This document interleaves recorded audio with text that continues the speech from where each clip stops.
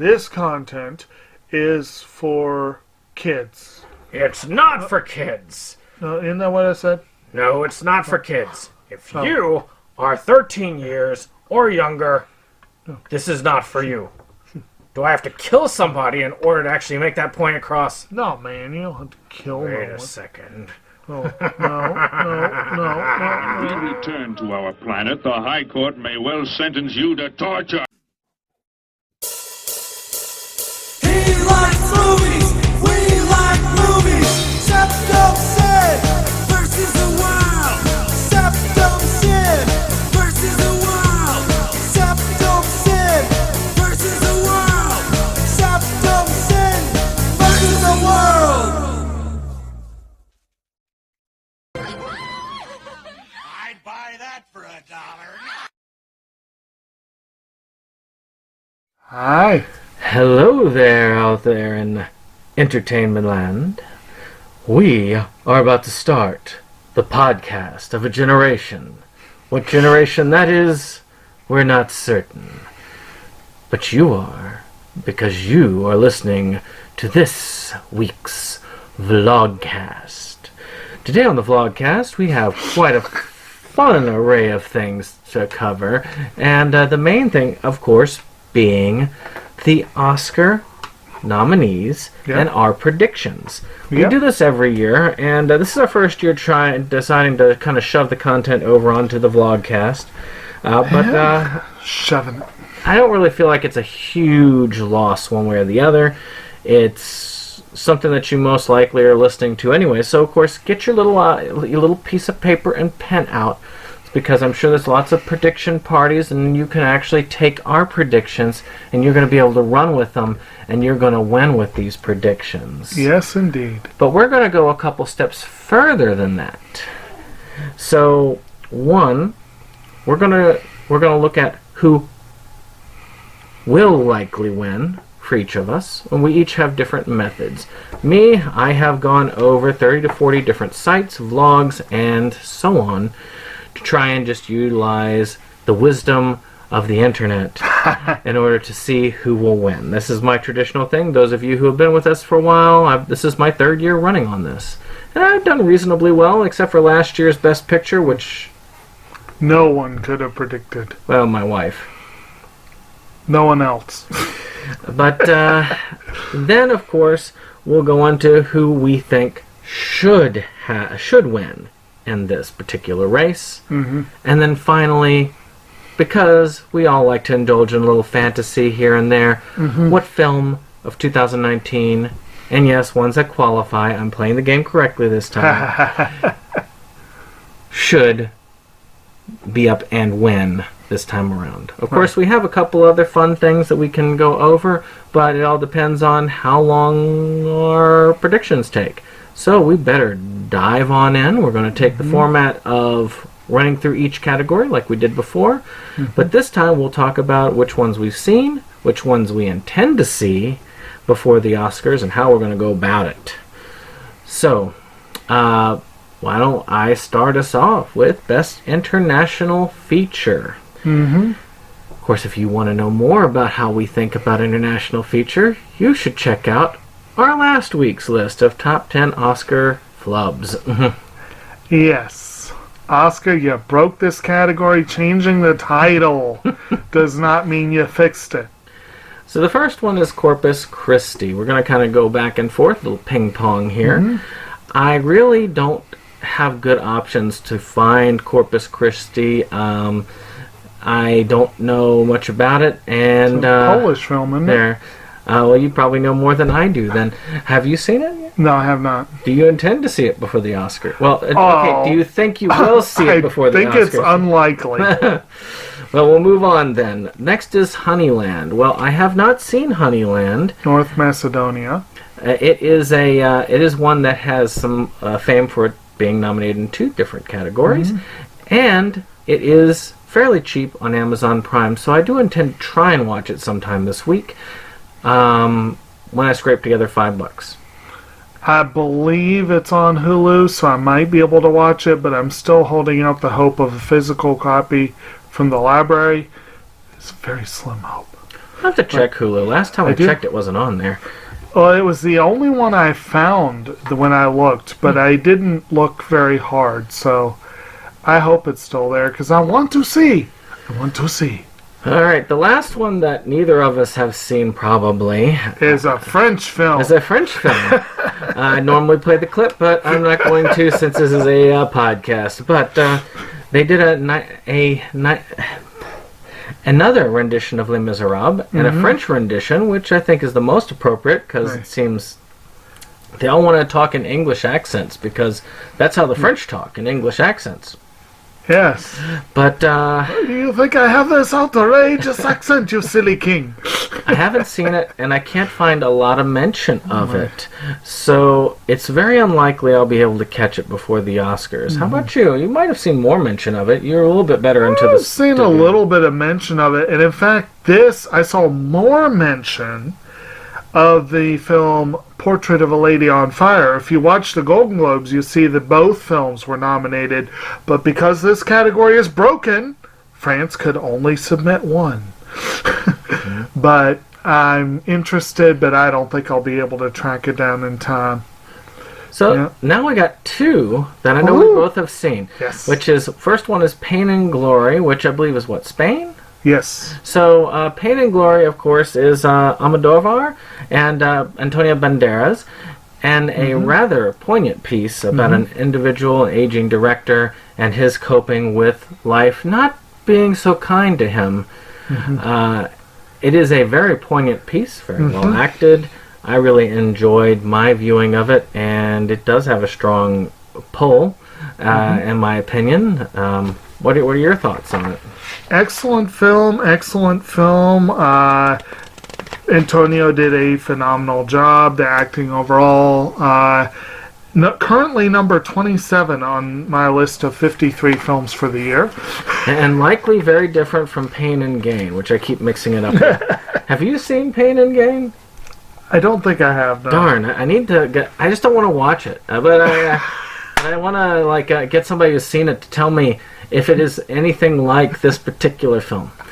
Maybe they're like identical, and it's just maybe this one ripped that one off. Maybe.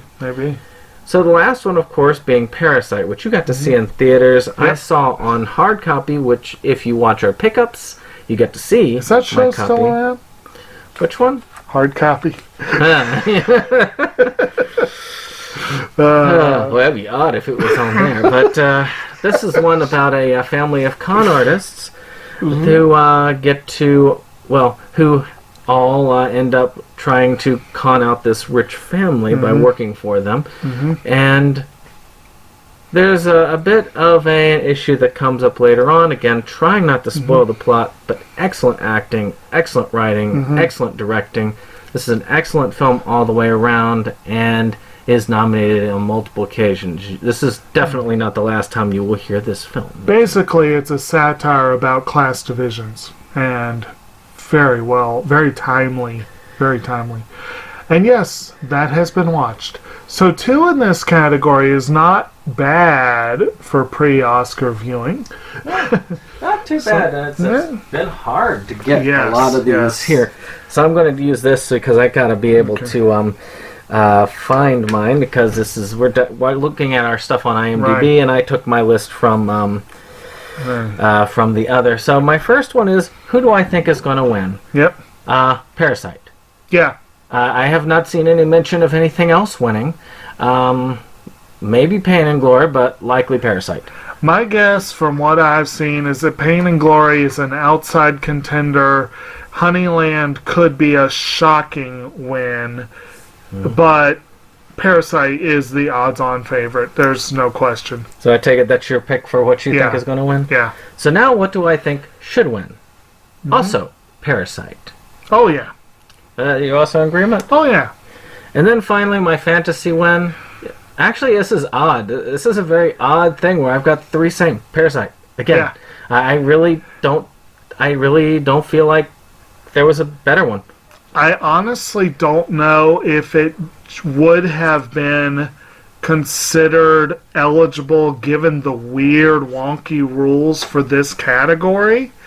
but I like to think everybody knows would have been deserved a place here. It would have been a toss-up between the two for me for what should win. It's really hard for me to say one of the two should win. Well, I have a copy of it. I've never seen it, so I can't really... You get there eventually. Yeah, maybe by the time we do our 2019 best of. Right.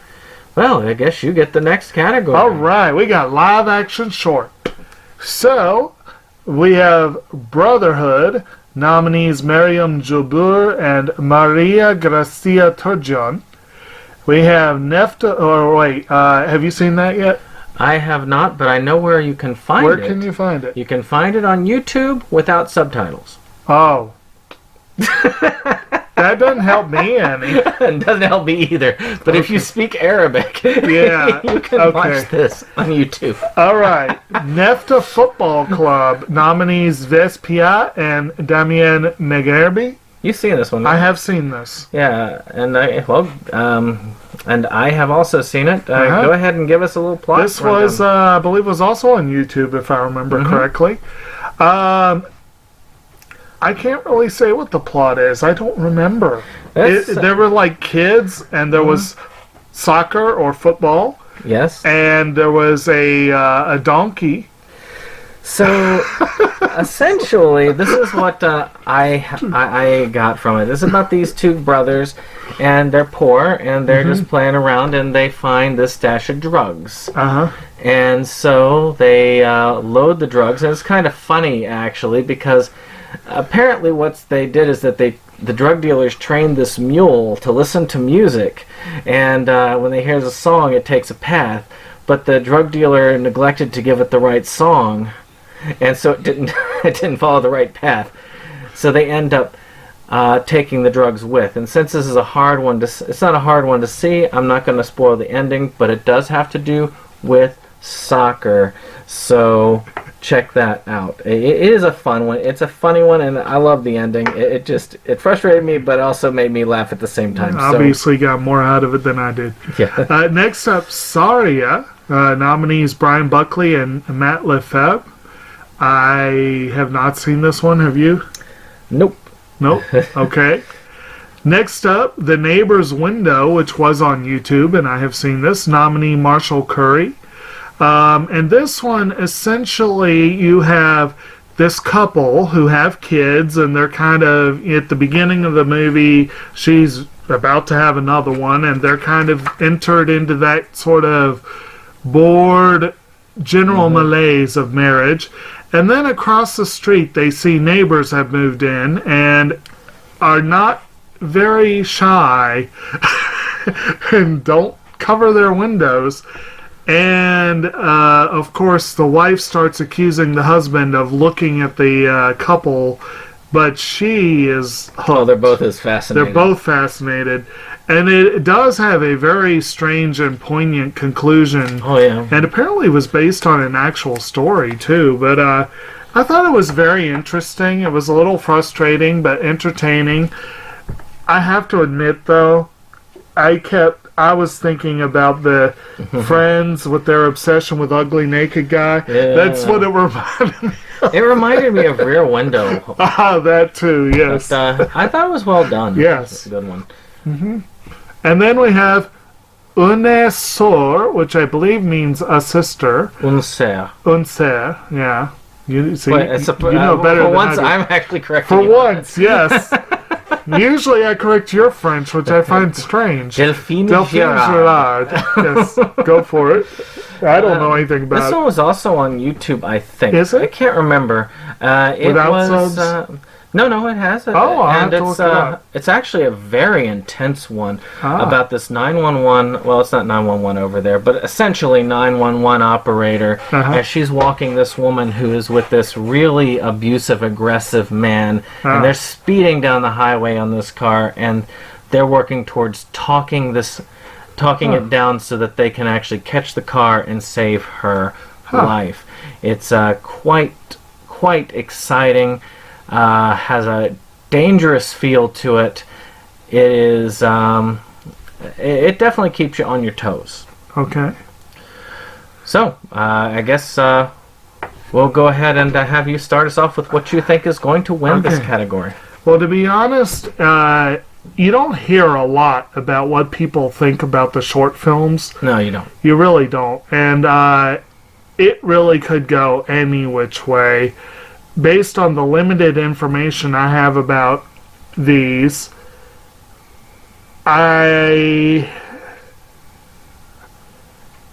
going to go with Brotherhood as a likely win, maybe with The Neighbor's Window or Unset as a possible. But I'm going to go with Brotherhood as a probable win. Well, me, I am also going Brotherhood. There are very few mentions of the live action. I had 3. And all 3 of them were Brotherhood. So I will go with that. It had the best odds on, I want to say the Gold Derby. Gold Derby. So, you know, I can go with that. It's Cool. It definitely goes with the time. So, you know what? I go with Brotherhood. Okay. So who do you want to win? Well, based on the limited information I have, I would be perfectly happy with The Neighbor's Window winning. Since I haven't really seen but 2 of them, and The Neighbor's Window to me was much better than NEFTA Football Club, I'll go with Neighbor's Window. Well, oddly enough, I have NEFTA Football Club because it's the one out of the ones, it was the most amusing of them for me, and I enjoyed it the most. So the one I got the most enjoyment of is the one I would like to see win. Right. And of course, your fantasy win. Well, considering that those are the only live-action shorts for the year that I've seen, I'm going to go with Neighbor's Window. You know, there's actually not much of that we can do in this. Well, there is something we could do, but I'll admit these short films are going to be harder categories for us. But yes, I would continue with NEFTA Football Club. Okay. Next up. So next up, all right, we have another wonderful film, a bit of animated short films. Okay. Another one which I unfortunately did not get a lot of done. And of course, I've got to find my animated Probably short have more than I films. did. There it is. Oh, well, it's the same one for all 3. It makes it easy. Okay. All right, so Daughter, Okay. which again I have not gotten to see. I've seen the all of them have their trailers on YouTube, and the trailer looks cool. It's very creepy animation. Probably should style. have done the trailers at least. So I'll take it you haven't seen No. it. By Daria Kaschiva. Then there's Hair Love, which was a very cute one. I know you've seen Hair Yes. Love. I sent you that one myself. And it's a really delightful one about a African-American family where you've got the mother's out, and then the father is left trying to figure out how to do the daughter's hair. It's an amusing, heartwarming little piece.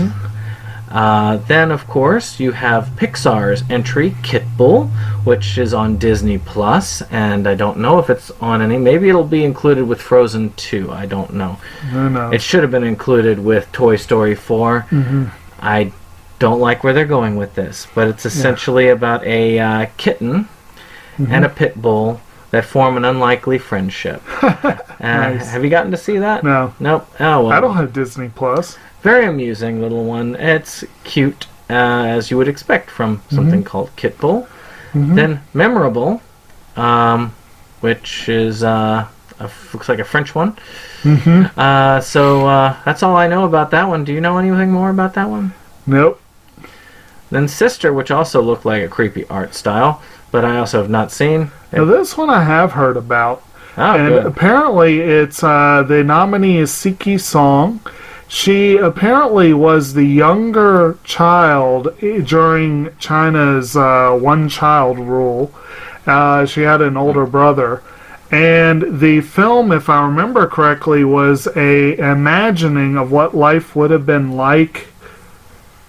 I don't remember the specifics, like if it was, I can't remember if it was if the rule was not in place, or but it's like an alternate version of what may have happened, you know. So it's based in her life experience. It sounds pretty interesting.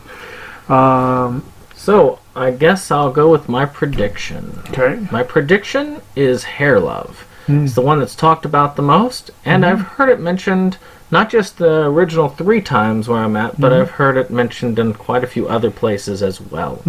So I am I'm fairly confident in that one, though the sister one might take as a surprise. What is your pick? Well, I think if only because of political considerations, Sister is a strong contender. And also because the Academy has so much friggin' egg on its face this year with the Asian snubs that they did do. And Kit Bull being Pixar can't be discounted. Yeah, true. But Hair Love was wonderful, and it definitely, and again, for the diversity vote, it has factor, and it just definitely was a wonderful little short, and I could see that being a good one. So I'm going to go with Hair Love. Now, the one that I want to win, Hair Love. It just, I've seen several of these, and I've seen trailers for others, and just to me... Where did you find the others? The trailers are on YouTube. Oh, well, that's the trailer. Yeah, but again, I can't really say. I mean, the others, they're really hard to get unless I want to go on. Right. I mean, you might be able to find the time to go to the theater and catch them. Right. I don't have that time. Well, yeah. But it is such a very heartwarming one. I really liked it. It struck a chord in me that is there. So I just I couldn't deny that one. Okay. So what's the one that you would like to see win? Well, of the nominees, the only one I've seen is Hair Love, so that's where my vote has to go. But I wouldn't mind seeing it win in the slightest. So, Now, in the perfect world, the fantasy one. I actually have additional contenders. That's good, because mine is also Hair Love. So what is the one that you think should win with all the field being totally Because open? the way I see it, Modest Heroes was an anthology film. Yeah. And it consisted of 3 short films. Technically, there was a wraparound, but I wouldn't count that as a separate film. And the middle one, Life Ain't Gonna Lose, which is about a young child with severe allergies.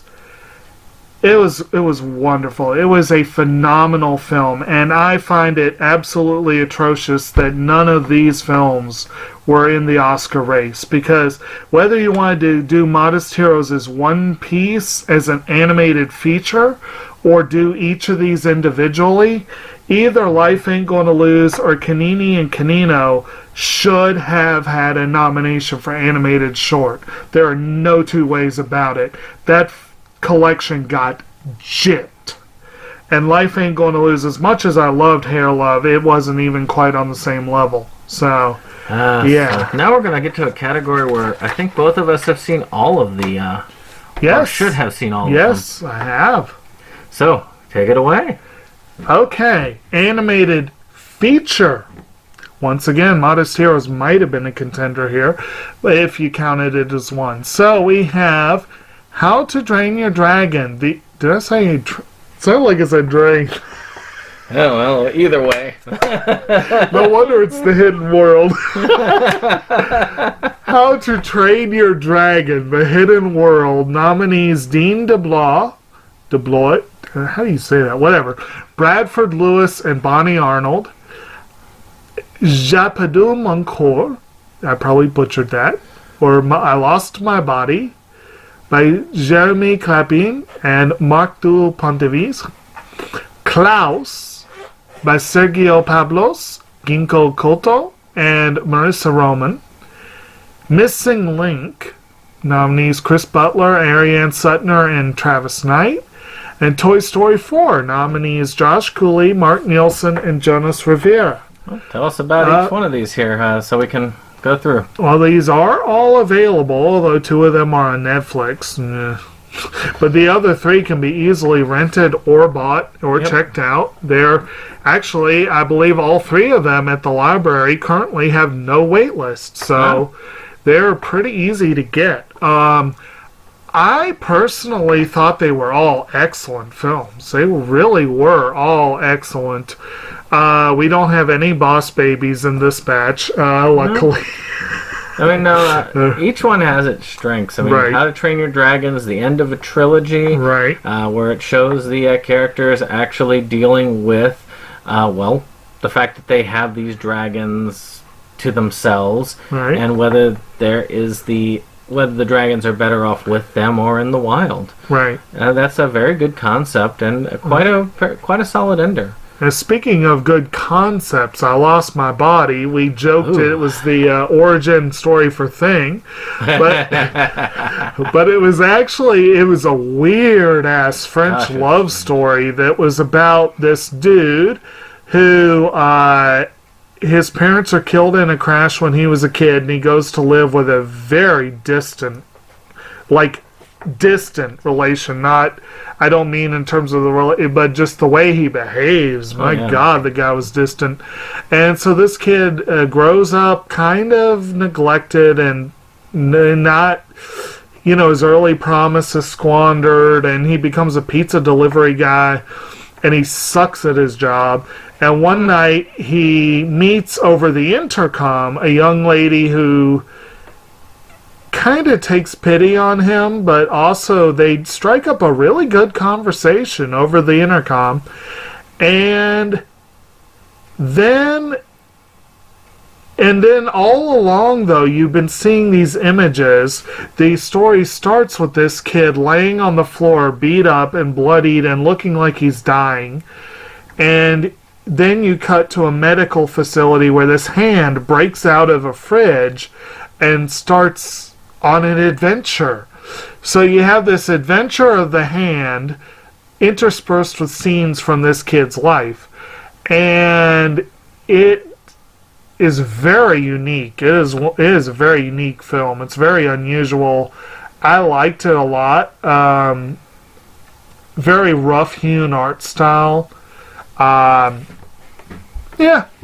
I don't know if you want to throw anything in, or... No, I mean, I mean, did we talk about Klaus? Not yet. Klaus is your next one. Definitely for me, I think that Klaus was a good, solid Christmas film. I'm sad that I didn't get to see it until after. This probably will join, at least for the temporary, a good traditional watch. It was very enjoyable, very good quality film. It's rare to see a Christmas film on there, and a winner of the BAFTA I know. for animated feature, which is surprising. This is going to be a category that's kind of not like all in one basket this year. Yeah. Same for my three choices, actually. It's not all in one basket either. But, I think it was an excellent film. Very well. Do you agree? I tried to describe it to a couple people as the opening part of it starts off How to Train Your Dragon meets Nightmare Before Christmas. Is that kind of... Yeah, and in a way that is. It kind of almost also reminds me a little bit of, what was the one with the llama? The Emperor's New Groove. Oh, right. Because it has a Cusco-like character, and of course it's the idea of the Spole character, you know, coming in on his own, and through hardship learning to be a human being. Basically, yeah. And Klaus's backstory was really intriguing, and it was good times. And then the one that won the Golden Globe, which was almost as shocking as Klaus's BAFTA win, was Laika's Missing Link, which Laika's awesome. At this point, I'm willing to give them the benefit of the doubt. Missing Link was one that they did a horrible job of marketing, so it didn't interest me. But now that I've seen it, it's a good film. Well, I mean, I think it looks good. It's another cool to see Laika up there. It definitely changed my thoughts on it. Another one that kind of has a spoiled dude at the center of it that has to learn as he goes. And of course, Toy Story 4. Yep. Which, I mean, there's no real... I mean, that also, in a way, is the end of an age. Yeah. But then again, knowing Pixar and Disney's greed, we may see a Toy Story 5, 6, 7, 8, 55, 65, who knows. Right. But, and each time it'll win the award. But we'll see how that goes. Should be as you said, the end of an era. The original Toy Story cast. Yeah. There are reasons why it should not continue beyond this film. I won't go beyond that because Yeah, you really got to should see enjoy the fun. Yes. So for this category, it is incredibly hard to call the winner here. Every single one of these has a solid reason to think it could be the winner.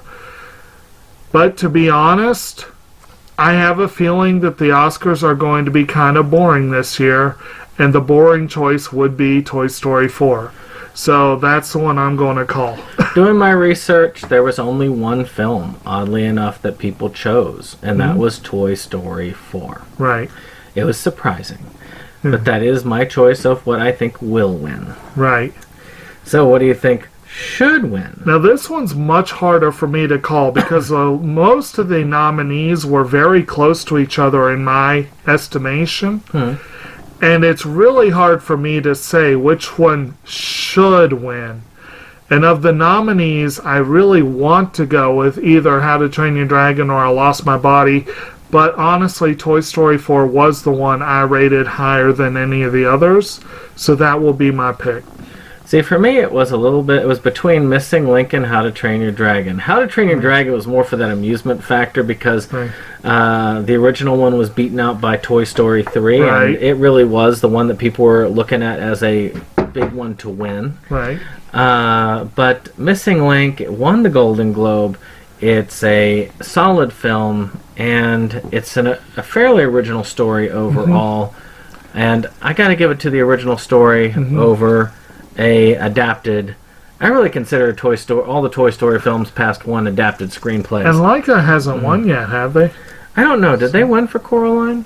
I can't remember. Actually, I know Kubo got a nomination. Well, yeah, no, they've been nominated. I think, but they really do feel like they deserve a win. So I would love to see them win. Yeah. So who would be your fantasy win on this? I know you mentioned one anime that you thought should win the short film. Do you feel like it should win the best animated? No, if I were, if this was anything that came out last year that was eligible, there were two anime features that easily should have been on this list. And as much as I want to go with I Want to Eat Your Pancreas, the one that is exactly at the same level for me as Toy Story 4 is Weathering With You. And I kind of want that one to win just because Shinkai is way overdue for a win. See, I haven't seen either, so yeah. But this is kind of interesting because I have a different choice for each one of these. Yeah. Mine is for one that Oscars is kind of snubbed, but with their inclusion of course, Cats and Dogs 2 and live action Lion King. Right. I see no reason why Lego Movie 2 should not have been up, and to me deserves the win. One, looking at things politically, not only would this be a win for Toy Story 2 and the coolness of that, but also for Toy Story 1 and Lego Batman. So that would be my choice for a fantasy win. Right. So the other Toy Story. So now I get to go to the last of the short subjects. Yeah. Woohoo! Lucky me. The one that we usually get very little in, which is Best Documentary Short. And of course we have In the Absence. The other Korean film that's nominated this year. Did you see that one? No. Alright. Learning to Skateboard in a War Zone If You're a Girl. I really want to see this. It's on A&E, but I believe have this not... won the BAFTA, didn't it? Yeah. And I would like to see it, but I have not. I may get to see that one beforehand. Yeah. Life Overtakes Me, which is on Netflix, and that is I did see that. Very depressing one, very strong one. And St. Louis Superman, which I haven't seen. You've seen that one? And Walk, Run, Cha-Cha.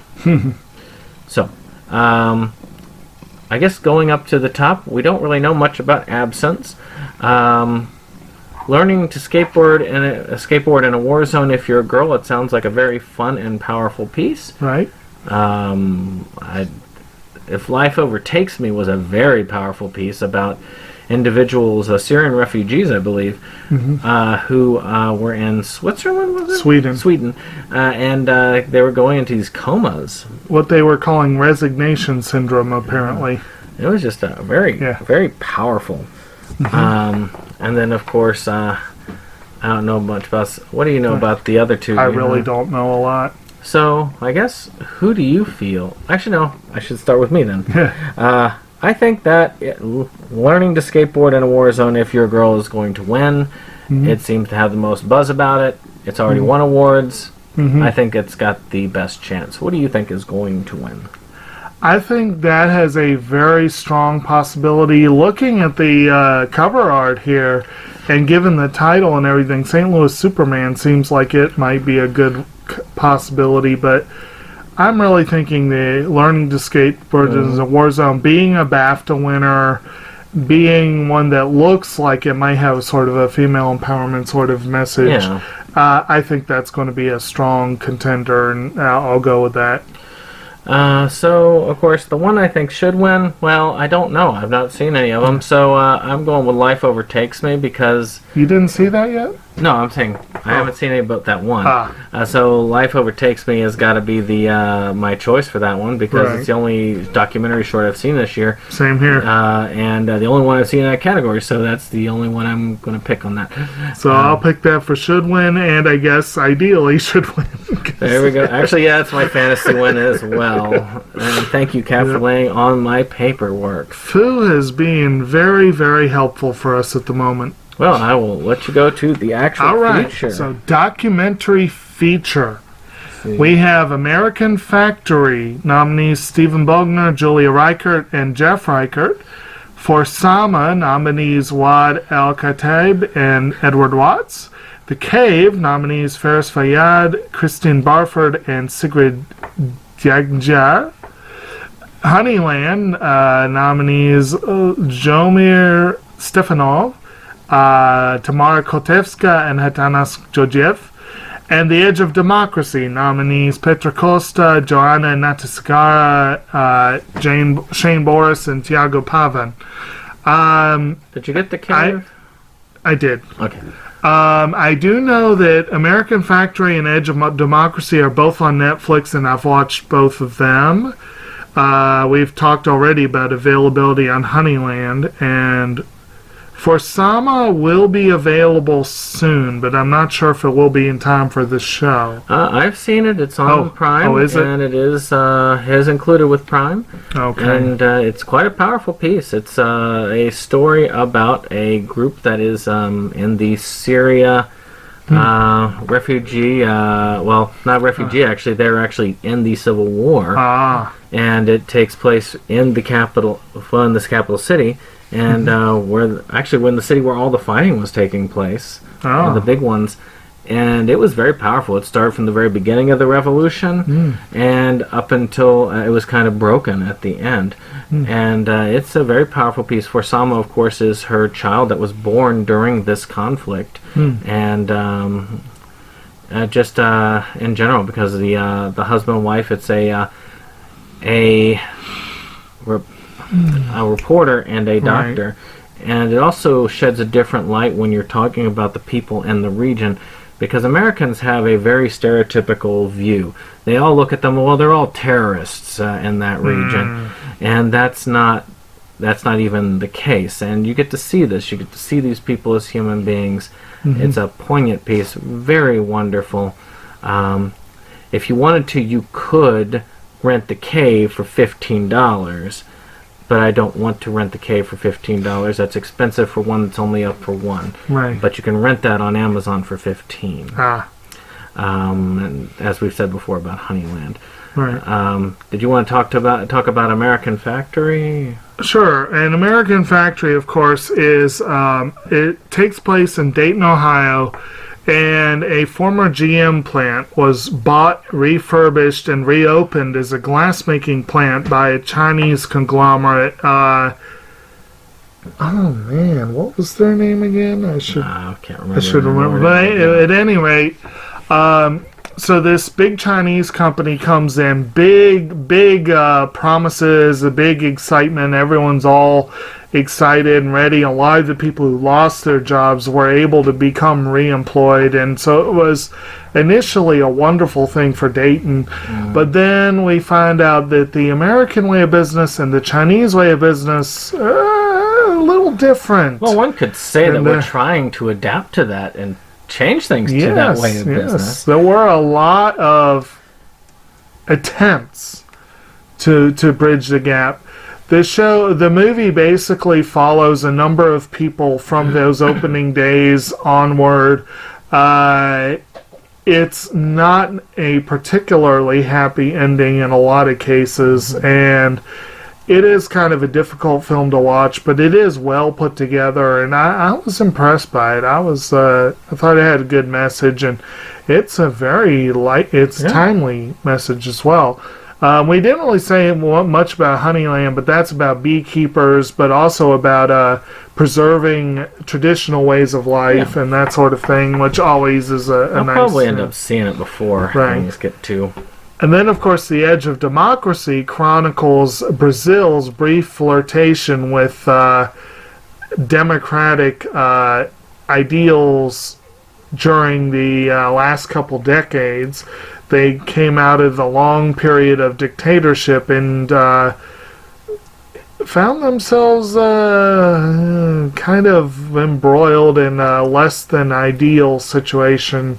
Yeah. And another one that's extremely timely and very well done. You know, looking at it, it has a lot of parallels with one of the ones I'll mention later.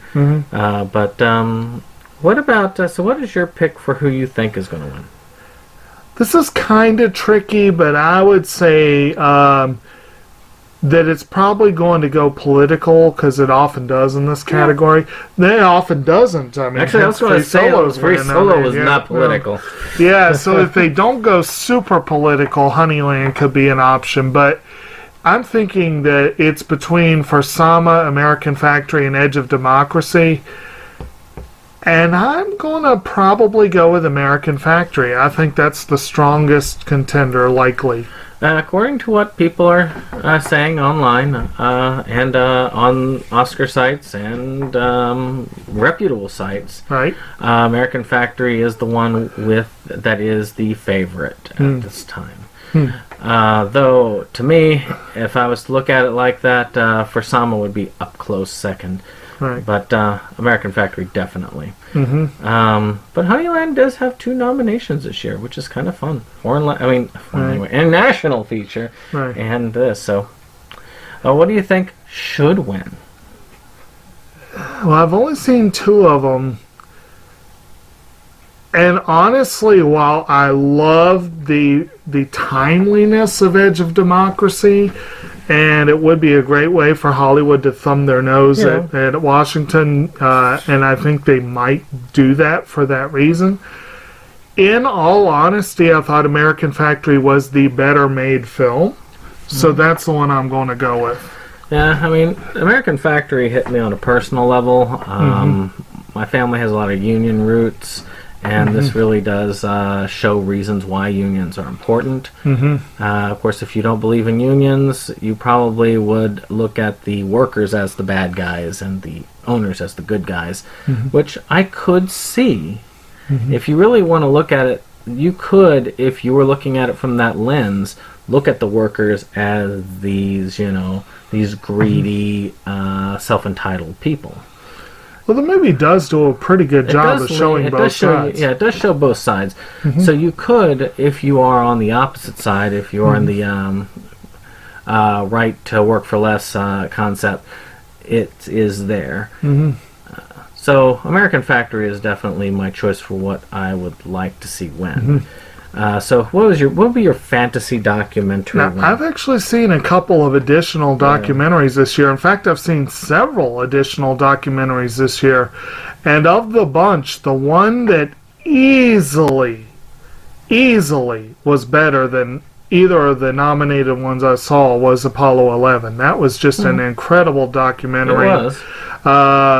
I actually would rate Maiden about on par with Edge of Democracy, but Apollo 11 was easily an excellent film. And I would have loved to have seen that at least nominated, but it would be my pick to win.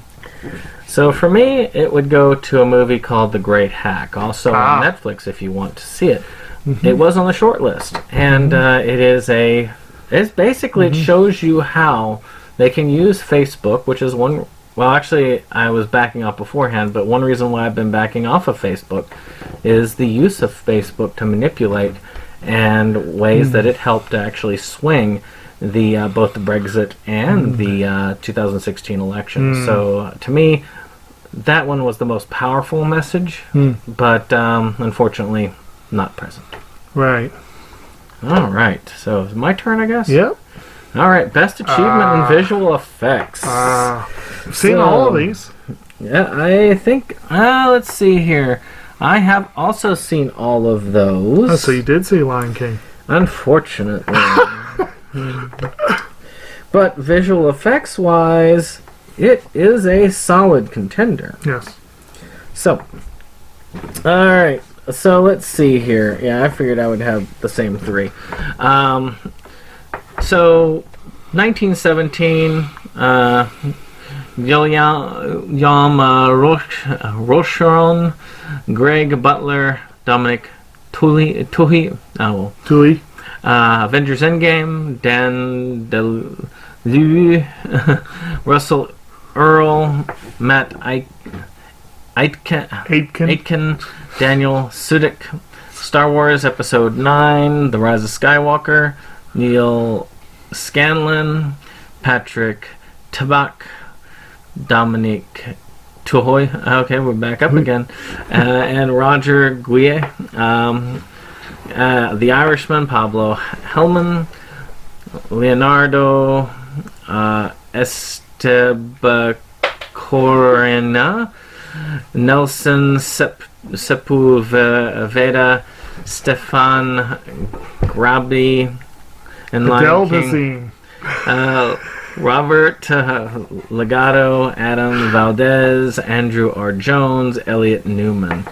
So, looking at all of these, of course, 1917 being a World War I picture, obviously not the last time this is going to be mentioned tonight, but it is essentially about a young individual who is taking a message. Two young individuals. Two, technically, yeah. That is taking a message to a different front in order to try and save them from being slaughtered.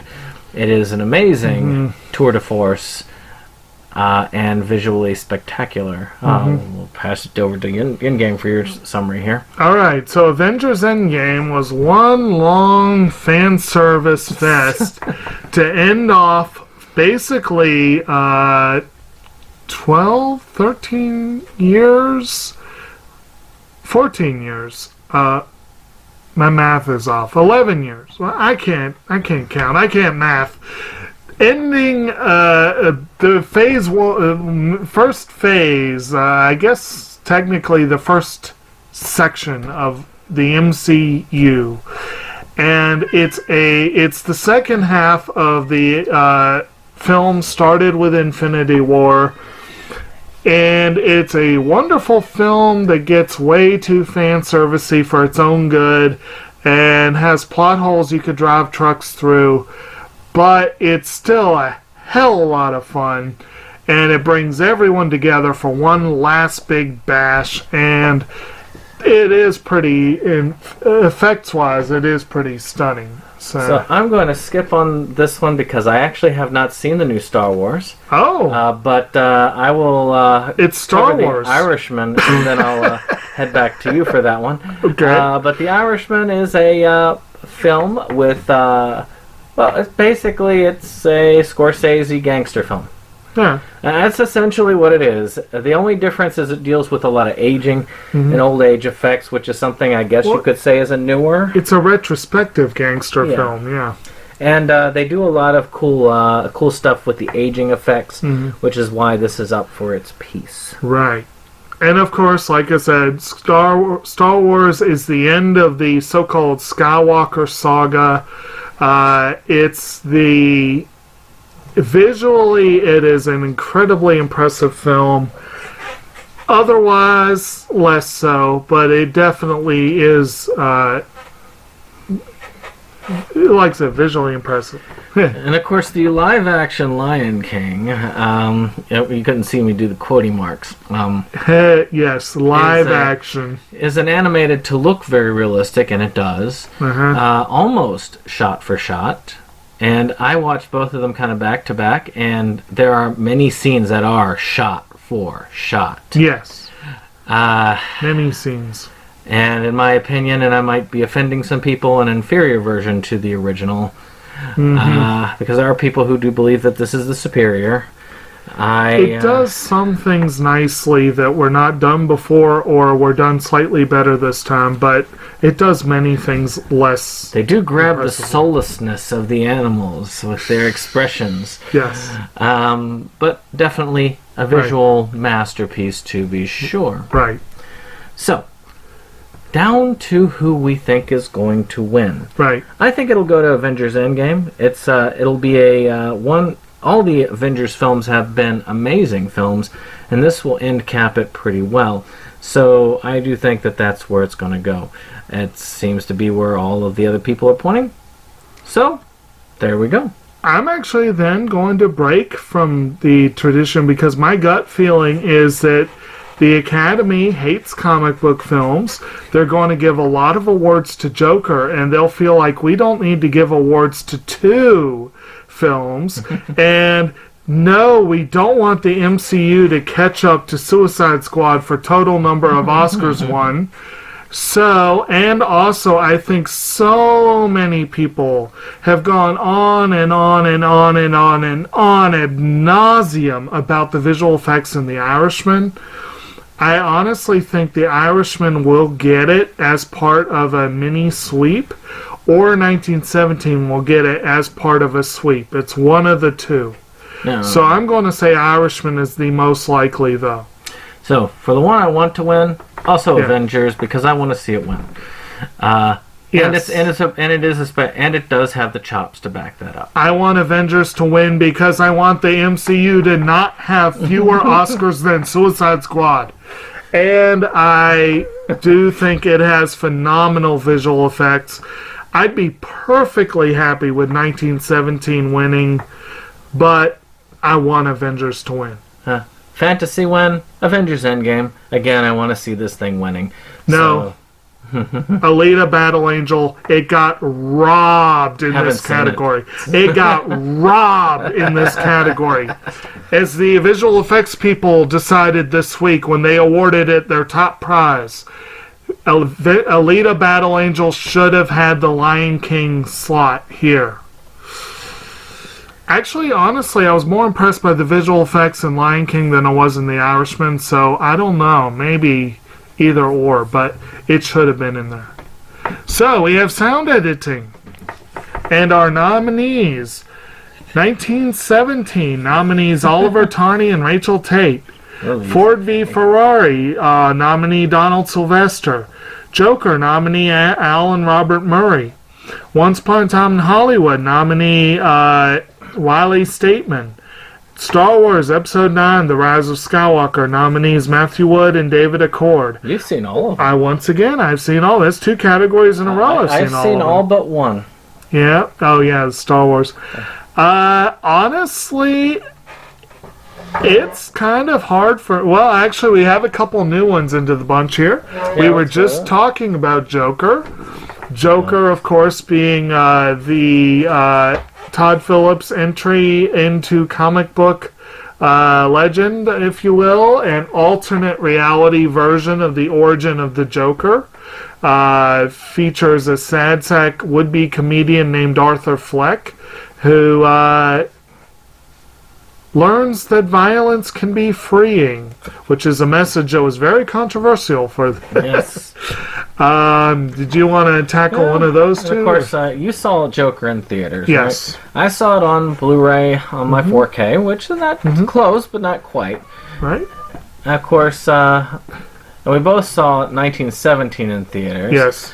I know you saw Star Wars in theaters. Yep. And Ford v Ferrari. And we The both only one saw I Ford didn't v was Ferrari in theaters, Yes. and it's essentially what it is. It's Ford v Ferrari. Yeah. It is the people who basically Ferrari has stolen Ford's thunder. Ford is having lagging sales, so they decide we need to make our cars into racing cars and get that extra reputation so that we Right. can make Ford hipper again. to build a racing car that can beat Ferrari. That's And essentially there. Yeah. And it was very amazing with the sound effects. yes, it was.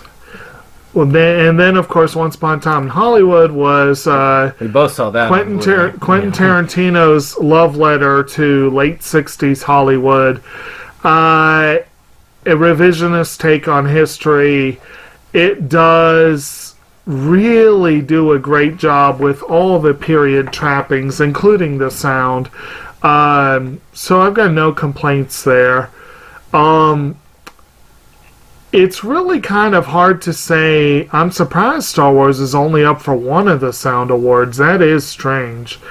And Star Wars always does great with the sound, but honestly for me, this one is between 1917 and Ford v Ferrari. So who do you think will win? I think if they decide to go with tokenism and try to spread the wealth, Ford v Ferrari will get it. But if they don't, 1917 will get it as part of a sweep. All of my sources say 1917. So I'm thinking that is the strongest choice. So how about one you want to win? I kind of want Ford v Ferrari to get it because the sound was amazing, and it would be nice to spread the wealth a little bit. But I would not be heartbroken if 1917 got it. Well, I'm on the other end of it. I would love to see 1917 get it, but I would not be upset if Ford v Ferrari got it. Okay. Your fantasy win. My fantasy win is kind of hard to say, honestly, because sound is always hard to think of unless you're there in the Yeah. moment. And I'm thinking that all three of the MCU films should have been contenders. There were... But I'm kind of leaning towards... Well, okay. I think that every year animation gets reamed in the sound categories. So should win, I'm going to go with Weathering with You. Alright. So, let's talk about sound mixing. Okay. So, again, we get Did some... you say which one you thought should win?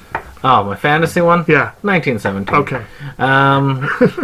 That's pretty boring for my picks on these. So for this one, of course, we see 1917, Ford v Ferrari, Joker, and Once Upon a Time in Hollywood rear their heads again. But in the place of Star Wars, this time we have Ad Astra, which I have not seen. But I have is not either. available for rent on Amazon Prime Right. if you wish to do that.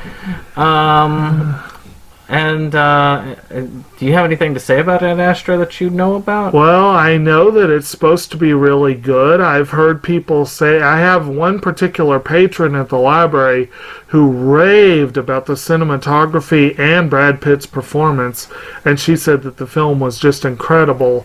And generally, I've heard good things about it. It's made several year-end, best of lists, so I want to see it.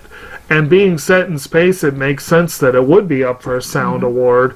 But that's all I know about it. I haven't seen it.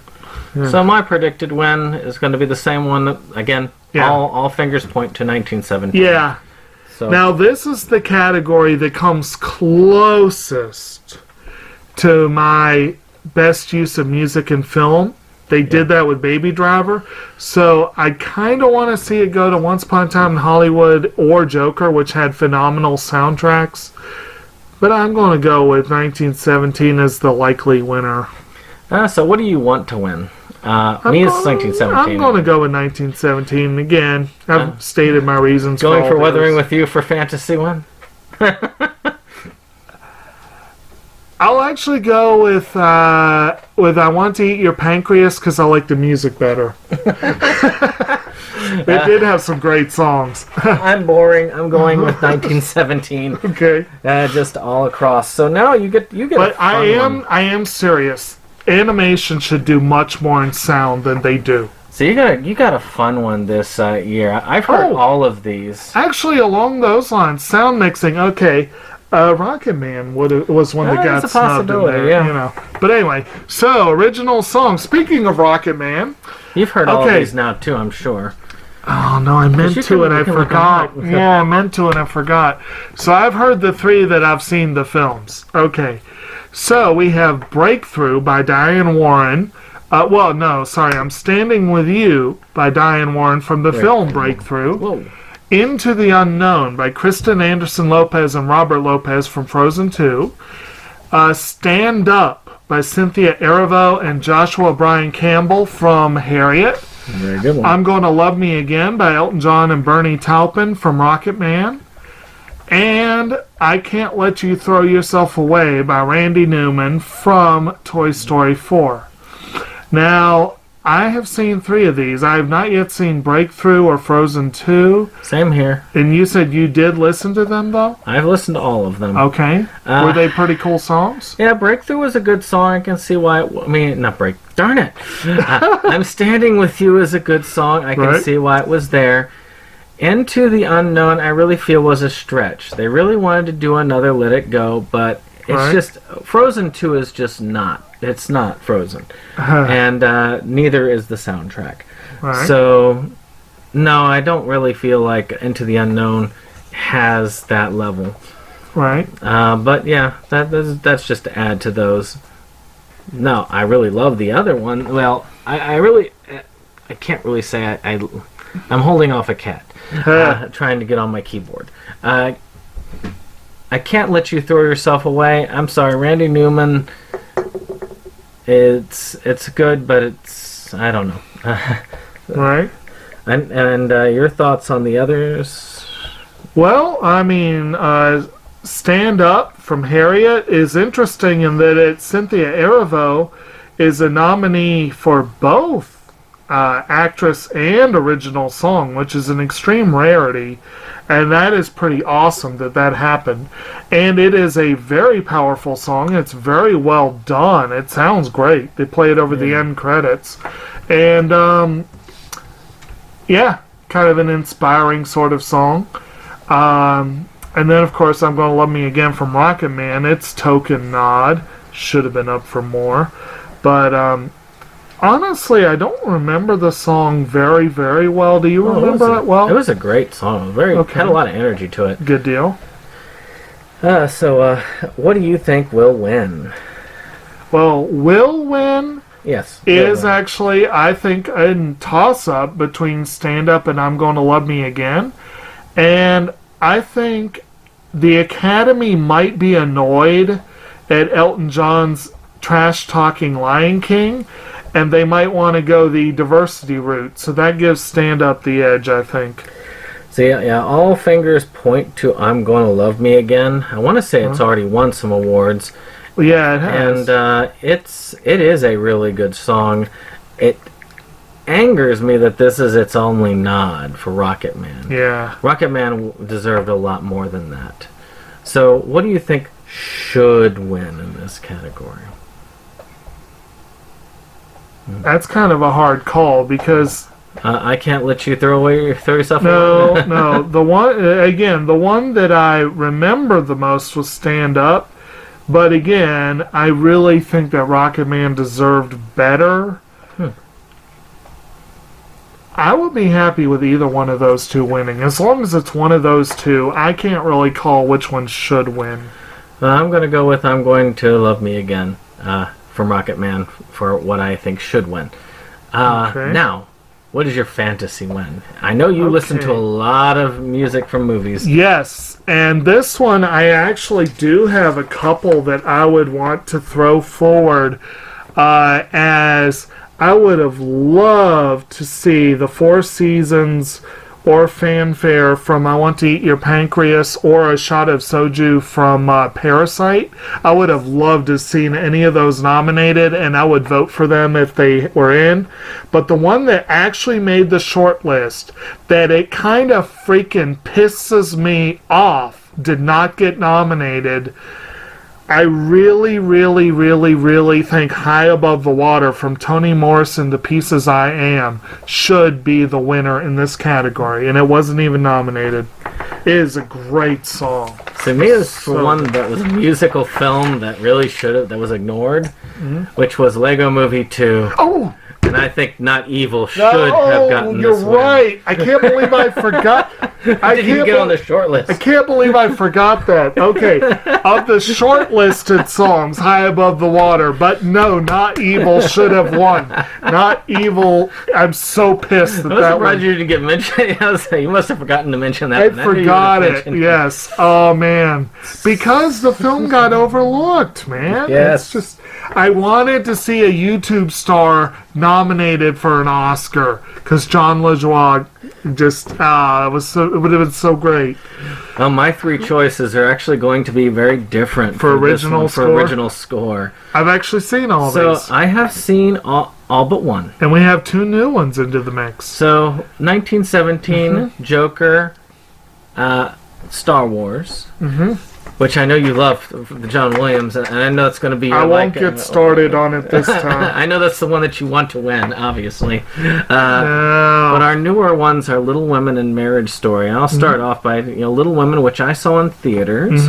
You can't. Well, I guess you could have seen Marriage Story in theaters, but good luck on that. Actually, it got the widest release of any Netflix film yet. But I 5 know. theaters. No, just kidding. No, that was The Irishman. But Little Women was, it's another adaptation of Little Women. I don't Yeah. think we need to go over this. It's been done many, many, many times. But Marriage Story, I'll let you go over Marriage Story. Marriage Story was actually very interesting. It was basically a love story about a couple falling apart.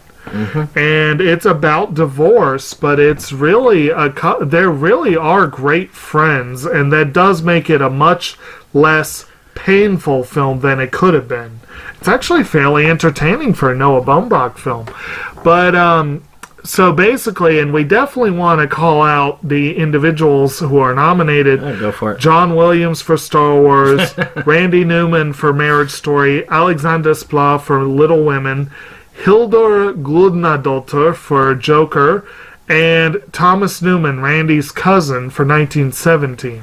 Yeah, so I'll start us off for one that I think is going to win. I actually believe this will go to Joker. Oh. I didn't think so at first. That was not my first thought of it. But according to a lot of people, and the odds are the most in Joker's favor. It is a pretty powerful theme. I will give it that. But and it's certainly better than having Star Wars win again. Fuck Star Wars. So what do you think will win? So, I agree that Joker may be the front runner according to all the pre-show nods and whatever. And the idea of a female composer winning will be high on a lot of people's things. But Thomas Newman, this is his 15th time at bat. The dude needs an Oscar. Yeah. And 1917 had a wonderful score. And I really do think that it has the momentum to pick up a crap ton of awards. So I really think it's between those two, Joker and 1917. And I'll go on a limb and say 1917, but it's... I'm kind of on a limb there. I don't have to go on a limb to make my argument for the one I think should win, because you've already made it. Yeah? Which is 1917. I don't have to say anything. You've already said it all. Okay. So which one do you think should win? I think in this? 1917, yeah. Although I did enjoy the Marriage Story score. So- I really did. Here's where I break off Uh-huh. for the fantasy win. Uh-huh. There was a movie that was totally ignored by the Oscars. Yeah? It has an amazing score that if John Williams can get it for adapting the Star Wars theme, Right. I feel Downton Abbey should Yes. at least have been nominated, but I also think should be winning in this category. If Star Wars Yes. counts as an original score, Downton Abbey does too. Yes, that's my thought. Is if that's what counts as an Put original that in score, your there pipe should be and no smoke it, worries on Oscar. that. Yes. So that's just my thought. What is your fantasy win? Honestly, I am not 100% certain which score I enjoyed the most this year. There were a lot of them I liked, but I don't think anything really beat me over the head as this is the best music ever. Weathering with You? I liked the music a lot, but actually I'm going to go out on a limb and say this would have been a wonderful opportunity to give another nomination to Parasite because I loved the music in Parasite. So I would say that it's probably between Parasite and 1917, and I don't have a clear winner. Alright. Yeah. Well, you get that next one. Okay, makeup and hairstyling. For the first time in ages, there are 5 nominees. And so naturally, I haven't seen them all. Usually, this is the category I get done because there's only I've seen two. only 3 of the 5. I've only seen 3 of them as well. So the we same have ones. 1917, Joker, and we have 3 new ones in the mix: Bombshell, Judy, and Maleficent, Mistress of Evil. We both saw Judy. They are Not Judy, Bombshell in theaters. I have seen Bombshell. Technically, I think you said you had plans to get hold of Judy, right? Yeah, the idea is like it's for rent on Amazon Right. Prime. So on Oscar Day, the Okay. plan is you're gonna plan to come over early. Right. So the plan would be for us to watch that particular film That'd be together good. on that night. There may be a possibility to see Maleficent, Mistress of Evil, but honestly, if it involves me spending money, I'm not I won't. spending money on Yeah, I won't because I'm broke this week, beyond broke. So I can only really comment on the visual impressiveness of 3. I have seen some images from Judy, and of course, if Maleficent is much like the original film, then it was good makeup. I will say that. But of the bunch, I think it's... I want to say Bombshell had it in the bag, except that 1917 could pull a sweep. Joker could pull a sweep. I'm still going to go with Bombshell, though. So just to give some little background on at least 2 of these, Judy, of course, is about Judy Garland, I Right. believe. That's about all I know about that. Maleficent is the sequel to the other Maleficent, Right. which Which is about Maleficent. it's about as far as I won't even bother with that one. Bombshell is about the Fox News shakeup Right. with Roger Ailes, and of course all of the women of Fox News and the various sex scandals Right. therein. Right. A wonderful movie. I saw it by accident because Jojo Rabbit kept selling out, and I wanted to see something, so I went and saw that in theaters Okay. instead. And I'm not disappointed. I might be to the point where, if I might be looking at it and say, Jojo Rabbit is the greatest film of this century, and I should have seen it in theaters. It may be. But as far as everybody talking about it, I mean, it's Bombshell. It's the same people that did Darkest Hour, Yep. the same skill set The same people that has did won Orbit. before and has Click. been nominated before. And it really is amazing makeup, not Yeah. just on the Roger Ailes character, Right. but on the women as well. They Yeah. do legit look like the real characters. Right. I mean, seriously, Charlize Theron is Megyn Kelly. For the first several minutes of the film, I was like, who is that again? And then finally I was like, oh, Charlize. She does not look like Charlize Theron. She does, but she doesn't. But yeah, John Lithgow's unrecognizable as Ailes. I mean, So who do you think should win? I think Bombshell probably should win. I mean, I'm with you there, actually. Yeah. What about 1917 had lower key makeup, Yeah. but it was still really good. fantasy? My fantasy would be Weathering with You? That would be kind of hard. That to would do. be a bit of a stretch. Kind of hard to do that one for makeup, I'll admit. I would honestly say that if I had to go with one that was not nominated, the Two Popes had some really incredible makeup. But I will probably just go ahead and say Bombshell is my top pick. I mean, yeah. Well, the next one is best. Did you do your fantasy one? Oh, Bombshell. You didn't pick Downton Abbey for that? No. Now this one. This one I have. Actually, it's a two on one and one different one, which achievement in costume design. Yep. So of course, there are out of the category here. I have seen all but one, which is Jojo Rabbit, and you've seen the entire I've seen group. all of them, yes. So Jojo Rabbit is the new one on the block, but we also have Joker, Little Women, Once Upon a Time in Hollywood, and The Irishman. Tell us a little bit about Jojo Rabbit. So Jojo Rabbit is the cruel nickname given to a boy named Jojo, who is a wide-eyed Hitler youth in the days of Nazi Germany, who it kind of kicks off with him going to camp with his friend Yuki, I think his name was, and Yuki's a hoot. He really is hilarious.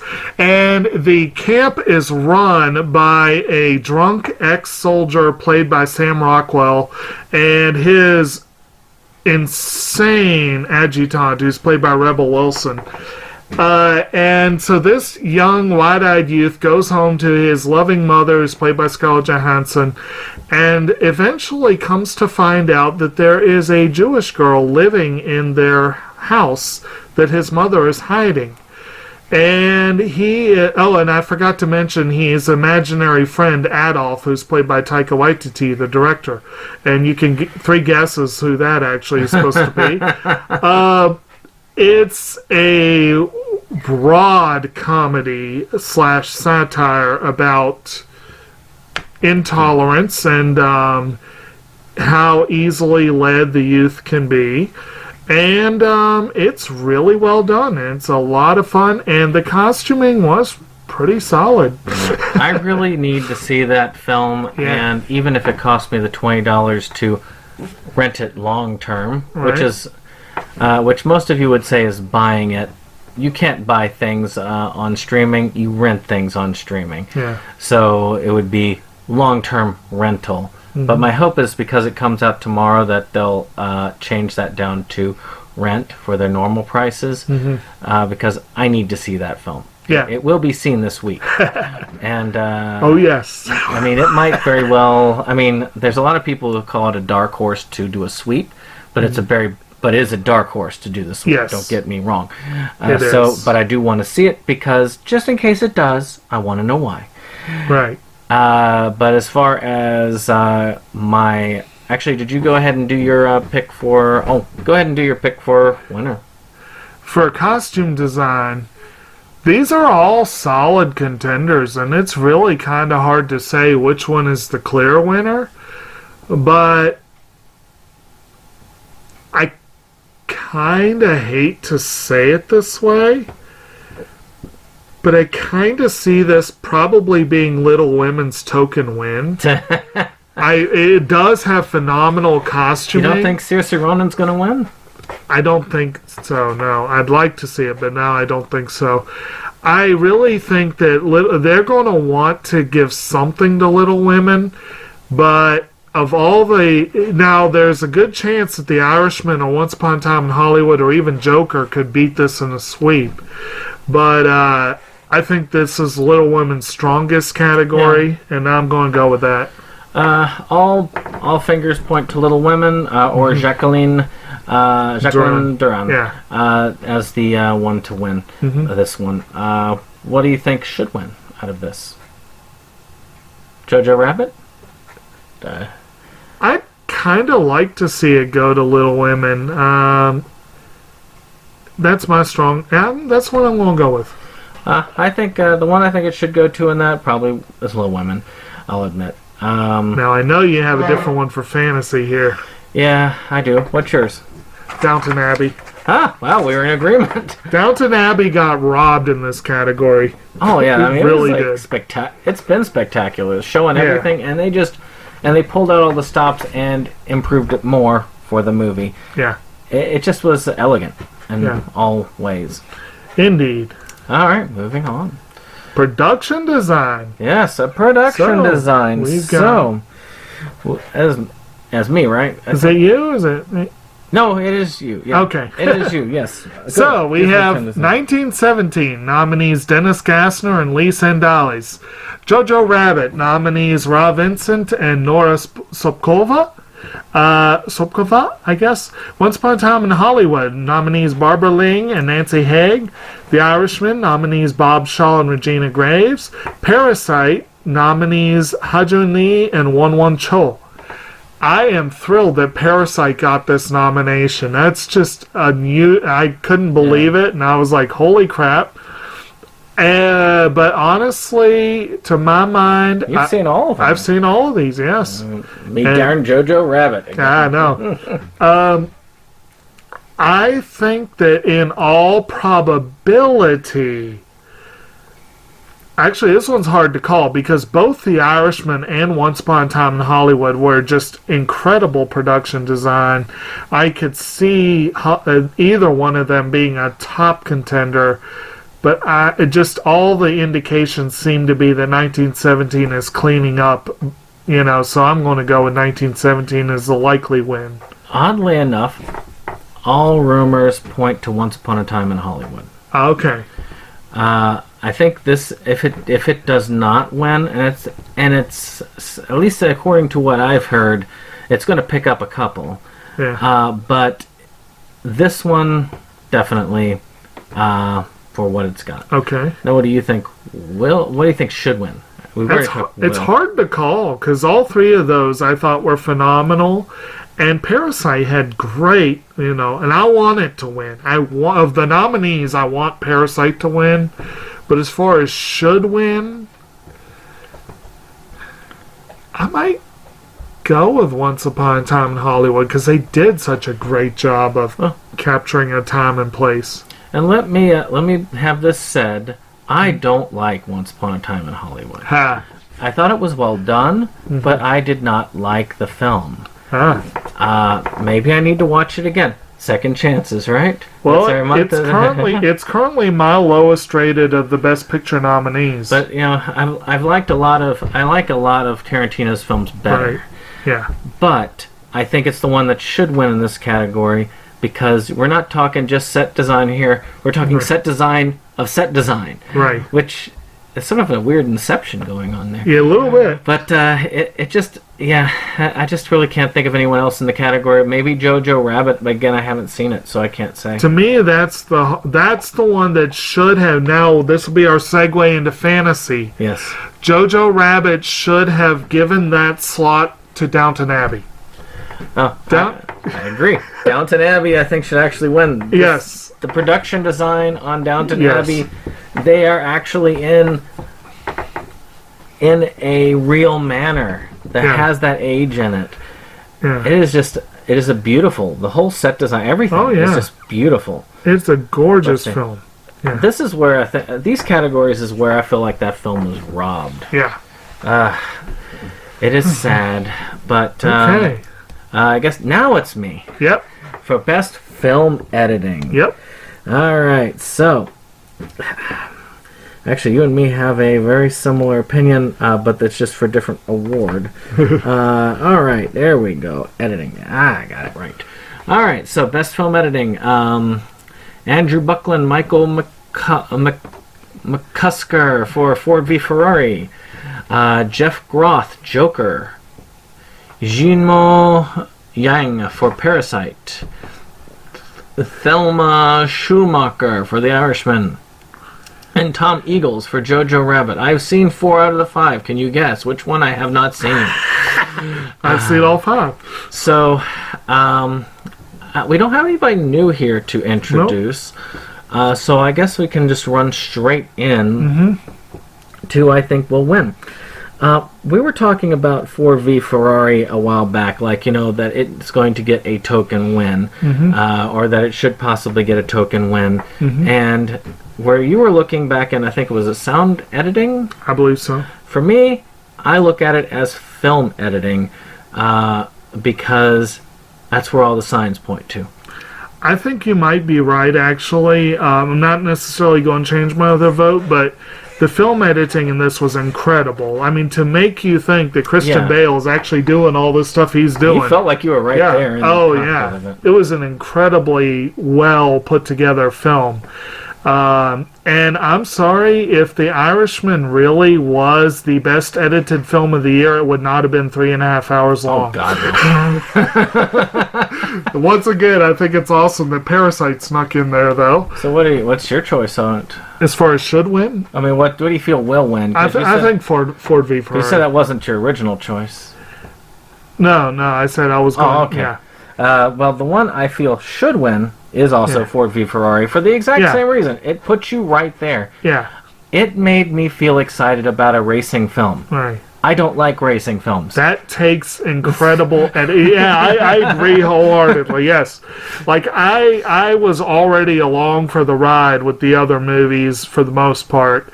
And though I did joke about The Irishman, it is the most likely spoiler. Yeah. But I would love to see Parasite win. I wouldn't mind seeing Jojo Rabbit or Joker, although I didn't really think... Honestly, if it were up to me, one of those two would have given up its slot for, if we're doing the fantasy win. All right, go ahead. I've got mine already, but yeah, go ahead. For the fantasy win, I would actually go with Knives Out. Because the film was robbed. Well, and the editing is a big part of what makes a whodunit fun. I still think it's a toss-up between that and Ford v Ferrari of who should win, but Knives Out should have been at the party. See, mine is also one that's gonna that rears its head that's not been listed, which is Midsommar, which is I need to see that. It's a take on the Wicker Man in a sense, very very similar to that. But the way they edit that film, that and one other area of the film, and I'm going to go over that a little bit later too, perchance, really, you talk about feeling like you're in there. And again, it would still be very close between that and Ford v Ferrari for me. And I also want to go ahead once again and ask the question, could someone please explain to me why in the hell a movie like 1917, they give all the credit to the cameraman? Isn't it there? Yeah, I mean, it's camera and editing to give you that effect. So that one probably should have been nominated, but that one could have won too. So cinematography, I've not seen all these. Oh, okay, so you haven't seen that one either. So we've got cinematography, 1917, Roger Deakins, who finally won an overdue Oscar last year, I think, and is up again. Lawrence Sher for The Joker. Rodrigo Prieto for The Irishman. Robert Richardson for Once Upon a Time in Hollywood. And here's our new one. Jaron Blaschke for The Lighthouse. Isn't that the only one? Is the only nomination for The Lighthouse. And it basically is about a crusty old sea dog played by Willem Dafoe and a crusty young sea dog played by Robert Pattinson who are in a lighthouse. It is available for physical. And I will be seeing it this week. See, so you've got one. You'll have one over me on that one. Yeah. I don't want to rent it. So I'm next in line to get it from the library. So knock on wood in a couple days. But, so who do you think will win? Oh, this one's going 1917. I have to agree with you on that one. I mean, Once Upon a Time in Hollywood was phenomenal cinematography, and from what I hear, so is The Lighthouse, but 1917's got... Too many people have raved about that. I actually think that's one that should win, too. Yeah, I think it should. Now, fantasy. What is your fantasy for cinematography? Well, I'm withering with you? No. Although it did have great cinematography. But I'm going to go still with 1917. Oddly, I will go with Midsommar. Ah. Because just the way it was shot. Okay. It is, like I say, it is a drug trip. And part of that is in the shooting. That was a weird way of wording that. Yeah, you're going to shoot up a drug trip film. Oh, no, I take that back. One more that I wish was nominated, but I don't know if it should have beat 1917, was A Beautiful Day in the Neighborhood. Because that one did some great tricks with the camera. Now, adapted screenplay and original screenplay, the BAFTAs kind of threw us some curveballs. Yes, they did. But the ones up here, of course, Jojo Rabbit making a return, Joker making a return, Little Women making a return, The Irishman making a return, and a newcomer, The Two Popes. Yep. Now, The Two Popes is a philosophical journey on Netflix of Pope Francis and Pope Benedict. And it is excellently acted, excellently written, and excellently performed. It is a true philosophical masterpiece of work. Of course, as you may be able to tell, I have seen 4 out of the 5. I'm pretty sure you've seen 5 out of the 5. I have seen the 5. I saw the Two Popes this morning. So there you go. Yep. And again, I've said it before, I will have Jojo Rabbit knocked out tomorrow. This one's kind of... Did you say who was going to win? No, I did not. I didn't know if you had any other commentary before I moved into that. Plus, I've got to find it on my list here. But who won the BAFTA for that? Do you remember? Well, they only have one category, don't they? I can't remember. But I was very impressed to see that that Parasite won a screenplay award at the BAFTAs. But I feel like they only have one category. I don't remember though. Well, go ahead and while I'm looking. Okay. If I were to say who is probably going to win, oh, there it is. Honestly, I think this one is likely to go to The Irishman, to Stephen's Alien. I see Anthony McCartan for The Two Popes and Todd Phillips and Scott Silver for Joker as likely candidates, but The Irishman, I feel like that's going to get it. Yeah, well, I think that Little Women will get it. Oh. That is the one that I have heard has the best odds. Oh. Well, I guess they may be trying to make it up to Greta Gerwig for the perceived snub of her in the director category. Yes. Yeah. What was it? That makes sense. White Male Rage. White Male Rage, yes. So that's a good point. I'll change my answer, Little Women. So what do you think should win? Should win? Given that the one that I have the best familiarity with the source material is Joker, I can't give the full picture on the adaptations of these different ones, but I loved what Gerwig did with her adaptation of Little Women. I thought it was really good. And I'm tempted to go with that, but honestly, I just want to see Taika Waititi win. So, Jojo Rabbit. So, for me, The Two Popes. That was good, if too. If you didn't listen to how I was speaking about it, I did feel like it was an amazing tale. Oh, it was. It was weaved It was weaved very well by the actors, and I feel like if it had any chance of winning anything, it would win here. Right. But that's who I think should win. Now, Okay. who was your fantasy win? Adapted screenplay. Man, I forgot to see if everybody knows was adapted or not. While you're looking that up, I'll give you mine, Okay. which is Shazam. Shazam! Shazam!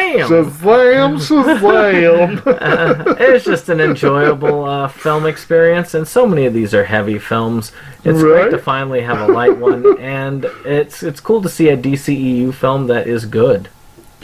Right, you thought it was better than The Two Popes, though? I actually enjoyed it more than The Two Popes. And you know me, when it comes to art and entertainment, you know which one I pick. Right. I will pick entertainment every time. Yeah. Well, since it's not coming up, I'm not going to bother with that. I'll go ahead and say that should win. I'm probably still going to go with Jojo Rabbit. Although, once again, this is a category where Downton Abbey could have been a contender. No. And it was extremely well written. Well, you get... Did you cover adapted, or did I... You did adapted, so Okay, I'll so do original. the original. Yes, so original screenplay. We have 1917 by Sam Mendes and Christy Wilson Cairn. It's only nomination. No, not 1917. No, the next one, I mean. Well, yeah. I haven't said yet that the next one is a very heavily snubbed Knives Out by Rian Johnson. Then we have Once Upon a Time in Hollywood by Quentin Tarantino. Marriage Story by Noah Baumbach, and Parasite by Bong Joon-ho and Jin-Won Han. I've seen all the ones in this category. Yeah. Yay! Tell us about Knives Out. So, Knives Out is a whodunit by, by Ryan Johnson. It's a whodunit that basically takes place in a wealthy upper crust family where the family patriarch, played by Christopher Plummer, kicks the bucket and may or may not have been murdered. And he's got this squabbling batch of very entitled children and in-laws. Jamie Lee Curtis, her husband, played by Don Johnson. You've got Michael Shannon and Toni Collette, and you have a couple of additional children, grandkids in the mix. And Chris Evans was a great Chris performance. Evans is the black sheep of the family, very much the black sheep of the family. Identical to Captain America. Exactly. And then all he needed was a twirling mustache and an apple in his hand every scene you see him in. And then you had Ana de Armas as Marta, the family. She's technically the nurse of Plummer's character, but she's sort of the maid and overall housekeeper for the group, for the family. So many good performances. It's great performances. Ana de Armas and Christopher Plummer were both kind of robbed, and so great performances all around. And the film, like I said, it's a whodunit. It's and then you bring in Daniel Craig as Benoit Blanc, a very eccentric detective who is called in on the case. And so that's the introduction to that one. Who done it? Who's gonna win? Now, in a perfect world, Knives Out's token nomination would translate to a win. I really am dreading this category because to me, the one that does not deserve to be in this company is probably going to win. I hate to say that, but I feel like this category is almost owned by Quentin Tarantino. And Once Upon a Time in Hollywood will win this award. I agree. Yeah. But who should win? Who should win? Knives Out.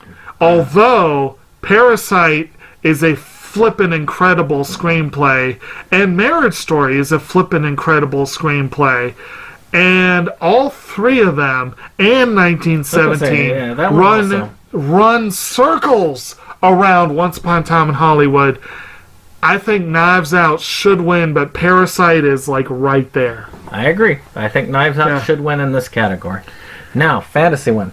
Now, fantasy win, everybody knows, was an original screenplay by Asghar Farhadi. Should have been nominated, should win. Although, once again, Knives Out and Parasite were so incredible, any one of the three. But yes, this one, I'm sorry, I love me some Tarantino films, and he is a phenomenal screenwriter. But this was almost as weak, if not even weaker, as a screenplay than The Hateful Eight, and that was a weak screenplay. So, yeah. I'm double checking because for some reason I have... Yeah, actually it is. Huh? The Report.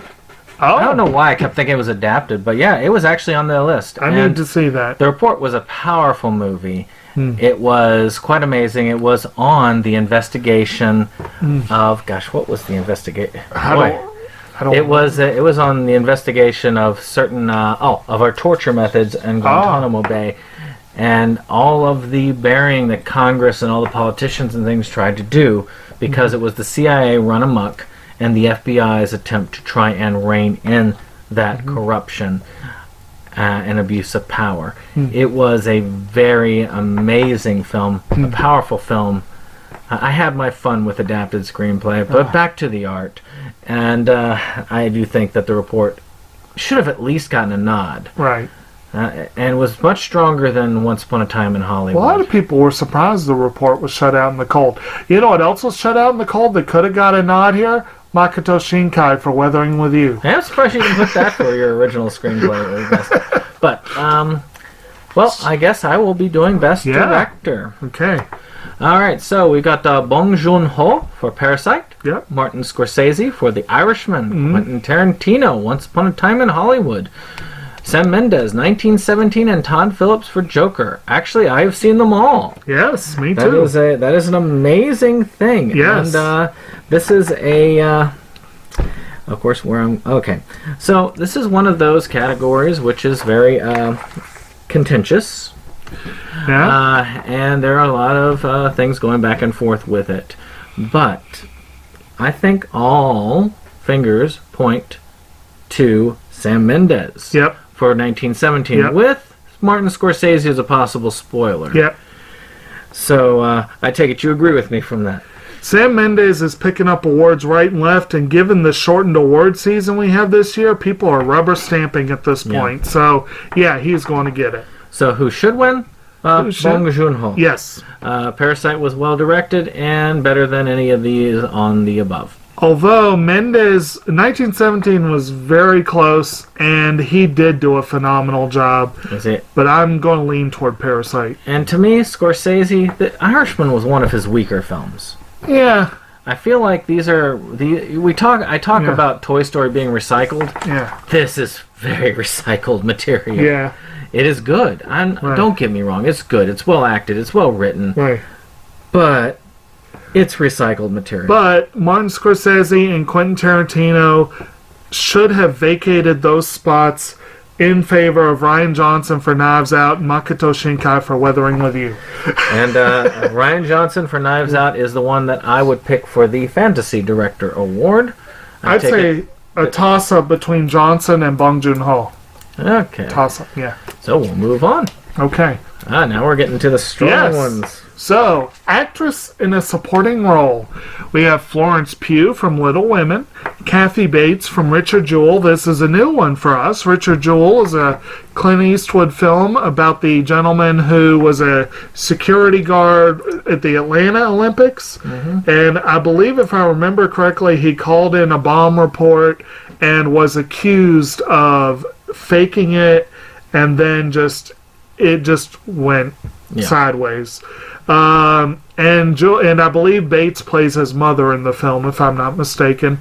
Laura Dern for Marriage Story, Margot Robbie for Bombshell, and surprise nominee Scarlett Johansson for Jojo Rabbit. I've seen only 3. I've seen 4. You saw Richard Jewell. I did not see Richard Jewell. You've seen Jojo Rabbit. Yeah, yes.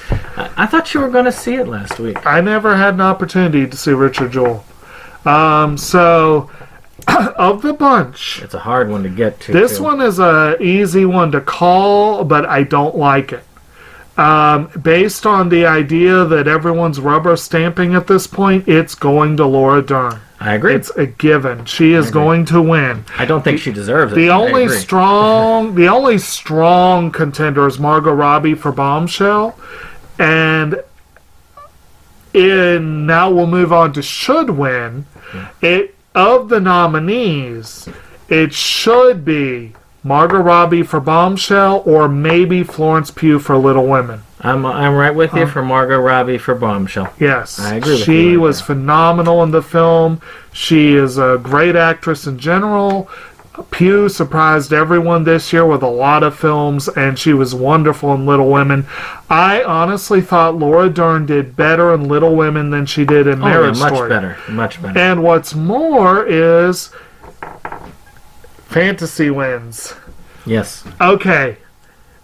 Everyone and their brother has heard the raving and ranting and raving that Jennifer Lopez got robbed in this category for Hustlers. She did. What's more, several cast members in Parasite, particularly Sodam Park, but also Yi Jeong-jo and Jeong-eun Lee are the ones I'm going to mention. They should have taken the slots from Laura Dern and Scarlett Johansson. I love Scarlett Johansson. I love her. I think she is phenomenal. And the fact that she pulled a double nomination is incredible, and I don't want to take that away from her. But her role in Jojo Rabbit is relatively slight. It's not on par with some of the stuff she's been snubbed for in the past, and it's nothing like what she got nominated for Marriage Story. And she and Dern, if you're putting them against Jennifer Lopez and Sodam Park, it's not even a contest. Now, as far as should win in a fantasy world, now that we fixed the nominees, should win could still go to Margot Robbie, but I would have been happy with Jennifer Lopez actually winning. You've left one out. But that's okay. I'm going to put You're that going one to in. Maggie Smith, right? Yes. Yes. Maggie Smith's character has won many awards. Yes. And I really feel like this is the last time we will see her in this role. Yes, Lady Grantham is wonderful. And for that, she deserves the win. It is an amazing role. It's been well acted. And yes, though it has been done over and over again, this is the first time it's been done In a movie. Yeah. And therefore, that's why I feel it deserves the win. All right. So, I did, by the way, also consider the one from Parasite as well that you were talking about. But but I don't know why she wasn't there at first. But then when it came to my mind, I was like, wait, crap, no, it has to be this one. Yeah. So speaking of actors, and this is one that makes me mad. Yeah. But best performance by actor in a supporting role. Again, actually, we have one new contender. Yes, and it's a I good have one. seen all of the ones here. I have too. Al Pacino for The Irishman, of course, the newest. No, just kidding. Anthony Hopkins for The Two Popes. Brad Pitt for Once Upon a Time in Hollywood. Joe Pesci for The Irishman. And Tom Hanks, A Beautiful Day in the Neighborhood. So, A Beautiful Day in the Neighborhood, excellent movie. It is about an individual who's having problems with his family, and his interviews with Mr. Rogers helps him find his peace. Yes.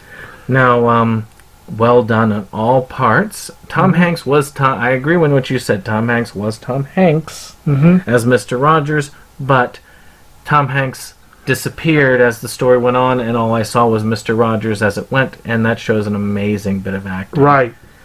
Anthony Hopkins, amazing as Pope Benedict. He looked and sounded like Benedict.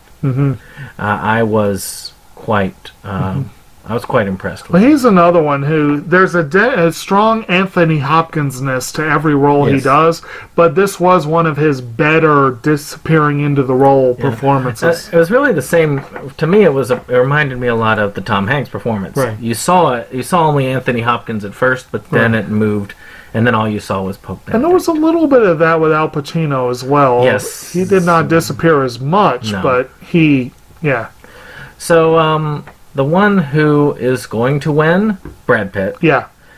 I don't think this is deserved. No. It was an okay role. He did a good job, but He did a great job. nothing compared to the others he is up against. Not only that, he is not really a supporting actor in this role. Oh, yeah, pretty much. He's pretty much the co-star of the film. All the others, even Anthony Hopkins and Joe Pesci, I wondered going in, you could make a case for supporting. Yes. Brad Pitt, there is no case to be made. This is bullshit. I mean, I like him as an actor, and he is a great actor. And again, I was told he was phenomenal in Ad Astra. But he should not be nominated in this category. No. And he's going to win because he's winning all the awards. Yeah. But, yeah. So, who do you think... well, actually, I'll go with who should win because I'm pretty sure you agree with me Brad Pitt's going to win. Yeah. I think Joe Pesci should win. No, I have my case. They're all strong performances. But Joe Pesci, not only is this his swan song, he came out of retirement for this piece, and now he's back in retirement. Apparently, they had to beg him to do it. But this was a role that was very much unlike any of the roles he's played before in these films. Yes, he was in a gangster movie, and he has been in plenty of those, but never in the way he was presented here. He was presented as an individual who was calm, collected, calculating, and also worked hard to bury the hatchet between people. That's not Joe Pesci's role in a Scorsese gangster film. He's almost the opposite of his Goodfellas role. So, to me, it was a spectacular role. I didn't recognize him at first. That was how well they did. And to me, he deserves that win. I think he did a phenomenal job, but I gotta go with Tom Hanks in this one. Just if only Mr. Rogers. I mean, geez, you gotta give it to Mr. Rogers, especially because they rained that Mr. Rogers documentary last year. And I meant to make a point with director Marielle Heller, the director of this film, was also a snub in the director category. There's a lot to be made of the fact that a lot of good films this year were by female directors. Heller was one of the higher profile snubs.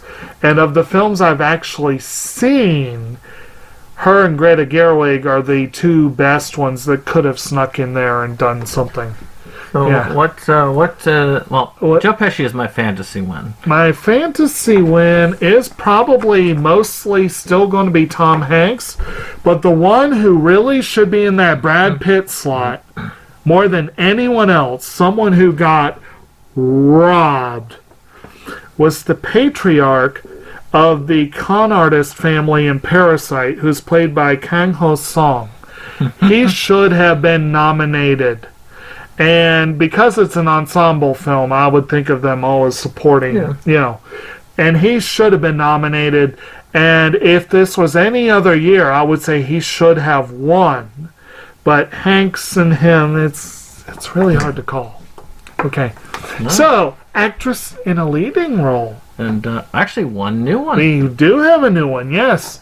No, wait. No. Oh, wait, no, it's not new because we did cover one. We did cover all these. Yeah. So, Charlize Theron for Bombshell, Cynthia Erivo for Harriet, Saoirse Ronan for Little Women, Renee Zellweger for Judy, and Scarlett Johansson for Marriage Story. We've both seen all but one. All strong contenders.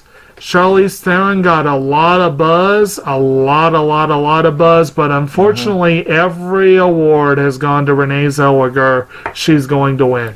Yeah, she is. Yeah. Now, who do you think should win? Well, I have not yet seen Judy, unfortunately, but I've seen all the other four. Yeah. And of the nominees, it's really hard to call because they were all great. I would give the slight edge to Scarlett Johansson with Charlize Theron and Saoirse Ronan in close second. So I would give it to Saoirse Ronan. I haven't seen... Well, actually, no, I have seen Marriage Story. Yeah. I keep thinking Jojo Rabbit because of the other. but I know, Saoirse Ronan, until I see Judy, which I may change my mind. But I'll see Judy on Oscar night. Right. But until then, Saoirse Ronan has my my choice. Well, she was incredible in the film, no doubt about it. Your fantasy win.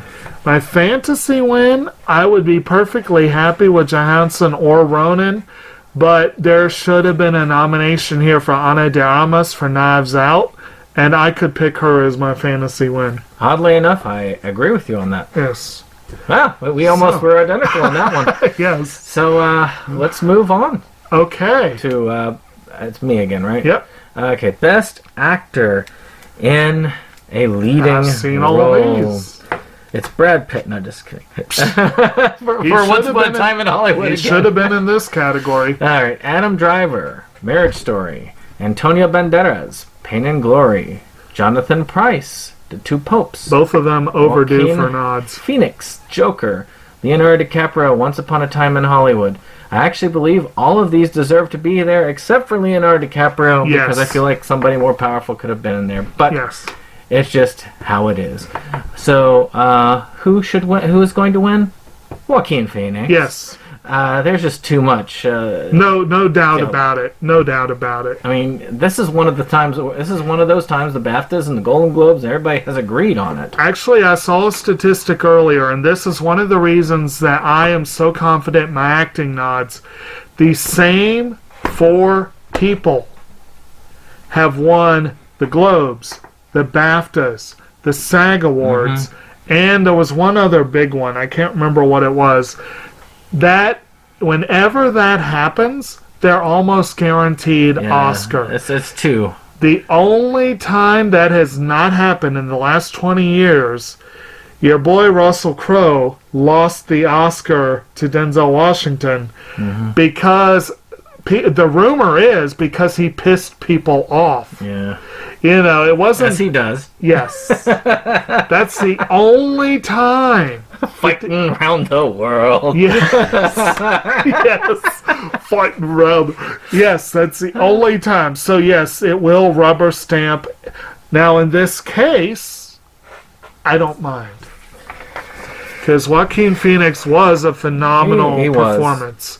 Now, what do you think? Well, actually, I think Jonathan Pryce should win. Now, I'm not surprised. because I think, well, one, he's due one, as He you is. said. Two, it was a phenomenal performance. Yes. Even though I did commend the performance by his co-star, really, Yeah. for the two popes, he was amazing in it. Oh, he was incredible. He truly was. Price has had some great unsung roles. He had a wonderful role in The Wife. This year, he could have been nominated for the Man Who Killed Don Quixote, but even I have to admit he was better in The Two Popes, and he was phenomenal. And if I had to pick someone other than Joaquin Phoenix, it would be Price. But I do think Phoenix deserves this win that he's going to get. Driver and Banderas were both phenomenal too. They really were. See, I wasn't as impressed with Driver, but I do agree with you on Banderas. Oh yeah. But fantasy. Fantasy, I'm still going to hold with Phoenix with Price as a spoiler because there weren't really that many others I would pick. So including animation, if you would go with voice acting for the acting category? I wouldn't do that. They need a separate voice acting category. If I really wanted to if I wanted to pick someone who didn't get nominated, Javier Bardem for Everybody Knows. I mean, you know, and we could say Penelope Cruz could have won actress for that film. Both of them were phenomenal. Now mine is different, but mine is also one I consider a snub. Knock Leonardo DiCaprio off of that. Oh, easily. And I say give it to Taron Egerton. Oh, For yes. his role Oh, playing, yeah. for his role in Rocket Man. He got robbed not getting that nod. Because that really was, I mean, when you think about the win last year, Yeah. and I'm not going to take anything away from Rami Malek. That's right, right? That was the one? Yeah. Okay, but Taron Egerton topped that. Yeah. And he should be here. Even if he doesn't win, he should be there. And I actually think one of the reasons why he's not on that list, other than they want to put Leonardo DiCaprio because of where it is. Was it Banderas that was not up for the BAFTA? I can't remember. Because Egerton was up for the BAFTA. I think Banderas technically took his slot, but yes, DiCaprio should have made way for Egerton. Yeah, I agree with that. So, okay. All right. Well, I guess you get the big one there. Oh, and the big one. I just want to double check, but I think you've seen all of them. I've seen and all I of am them. missing one. Guess which one? So, we have for Best Motion Picture of the Year, 1917, Ford v. Ferrari, Jojo Rabbit, Joker, Little Women, Marriage Story, Once Upon a Time in Hollywood, Parasite, and The Irishman. I believe we've discussed all of these at this point. And honestly, I want to say it's not the easiest one to call, but there's been so much rubber stamping this season. I really think it's going to go to 1917. Yeah, it's all across the board. I have gone through so many, and there's not been a single one that picked anything else. There might be a chance of a spoiler from The Joker or The Irishman, but not much of a chance. The 1917 is the one to beat. And that's kind of as it should be. I really think it's an incredible film, but if I'm going by what should win, I'd love to see Parasite win, and I would give it the slight edge over 1917. See, to me, if I was going based on what I feel should win, and I'm going through the Oscar feel of it, 1917 just speaks Oscar win. It does. It's a war film. Yeah. And it's a good war film. Oh, it's a damn good war film, yes. No, keep this in mind. There's no negative to 1917. Right. I actually thought it was a spectacular film, and I'll even go out to say that is my fantasy pick, because I did not see a film that I considered that much better. Parasite was close, but I still felt 1917 was above. 1917 is a flippin' awesome film, and I'm perfectly happy with it winning. But I do have 3 films that rank higher. And, of course, everybody knows is my fantasy number 1 pick that got totally snubbed. And I do rank both Parasite and Knives Out higher. I would love to see any one of the 4 win. But, of course, 2 of them aren't even in the running. And, of course, it's a double snub because we only have 9 out of a potential 10. Knives Out should have that 10th spot. It should have been in the category. Knives Out should have that spot. That is bullshit that did not get it. And I could say, I'll just go ahead and say, my current ranking out of 53 for the films that are up for Best Picture, Once Upon a Time in Hollywood is 24. Ford v. Ferrari, 23. Jojo Rabbit, 21. The Irishman, 13. Joker, 12. Marriage Story, 11. Little Women, 5. 1917, 4. Parasite, 2. So the Oscars did an okay job picking Best Picture, but as you can see from that list, a couple of these could have easily made room for something else. Looking at you, Once Upon a Time in Hollywood. Yeah, I feel that this was an interesting stroll through to see where we are. But as we're at 2 hours, I really don't feel like we are. This is why I said I don't know if we have enough time to add other things. Yeah. This is just a huge thing. So next week, next Friday, we're going to be discussing the winners and how those aligned with our picks of who we thought would win. It'll be a lot easier because I only got 1 column to deal with instead of 3. I go to the Oscar Go page instead so that you can be the one hunting for it. But and of course, there is always the chance that our own ideas might change a bit between now and then, especially when it comes to the fantasy thing. Since this goes up Friday, I'm going to be attending a screening Friday afternoon of The Farewell. So by the time this goes up, I probably will have wanted to put that on. And I'll have, by the time the Oscar ceremony is up, I will have seen The Honeyland. I will have seen Judy. I will have seen Jojo Rabbit. And I will have seen The Lighthouse. So, these are things that may come up. Right. But in any case, thanks for sticking with us. I hope you all enjoyed. Hope you had a good nap. Take your list. Now you can bet your money, and you should probably come out on top. Right. Yeah. And if you follow one of us to the letter and you win big, then send us some. And if you lose, that's because the other one of us was the better choice. Exactly.